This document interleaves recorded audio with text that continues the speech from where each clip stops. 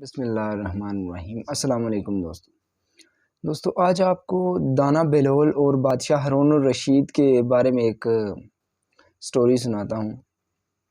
ایک مرتبہ دانا بہلول ایک قبر نکال کر اس کے اندر سوئے ہوئے تھے کہ بادشاہ ہارون الرشید کے کچھ سپاہیوں نے دیکھا کہ کوئی ایک پاگل آدمی، انہیں پتہ تھا کہ یہ بہلول ہے، انہوں نے دیکھا کہ حضرت دانا بہلول یہ پاگل سا آدمی یہاں پر قبر نکال کے اس کے اندر کیوں سویا ہوا ہے، تو انہوں نے اسے اٹھانے کی بجائے بادشاہ کو جا کر یہ سارا واقعہ بتایا کہ بادشاہ سلامت، وہ پاگل بہلول جو ہے وہ ایک قبر نکال کر اس کے اندر سویا ہوا ہے۔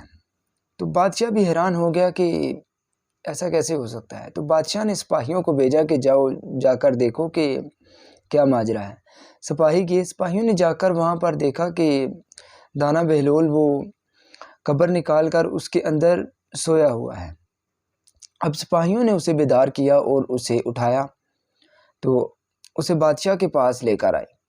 جب وہ بادشاہ سلامت کے پاس آیا تو اس نے آتے ہی بادشاہ کو کہا کہ اے بادشاہ، تم نے میرا بڑا نقصان کر دیا ہے۔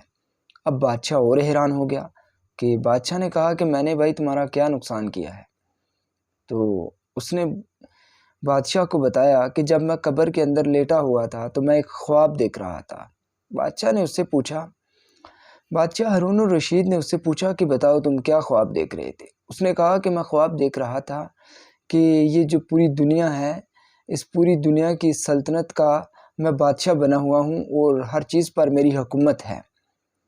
تو جب تمہارے سپاہی گئے، تمہارے سپاہیوں نے مجھے جا کر میرے خواب سے بیدار کر دیا اور مجھے جگا دیا، اس طرح سے وہ میرا سب کچھ مجھ سے چھین گیا ہے، اور وہ جو میرا نقصان ہوا ہے وہ اس سارے نقصان کا ذمہ دار تو ہے۔ تو بادشاہ نے کہا کہ ارے پاگل، ایسا تو کیسے ہو سکتا ہے کہ جو تم نے خواب میں دولت حاصل کی وہ تو تمہاری تھی ہی نہیں، وہ تو ایک خواب تھا۔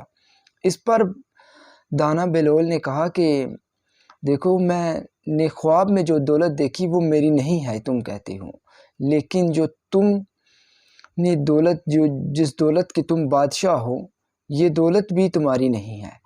جب میں خواب سے بیدار ہوا تو میری دولت مجھ سے چھن گئی، اور جب تم خواب میں جاؤ گے، جب تم نیند میں جاؤ گے تو تمہاری دولت بھی تم سے چھن جائے گی۔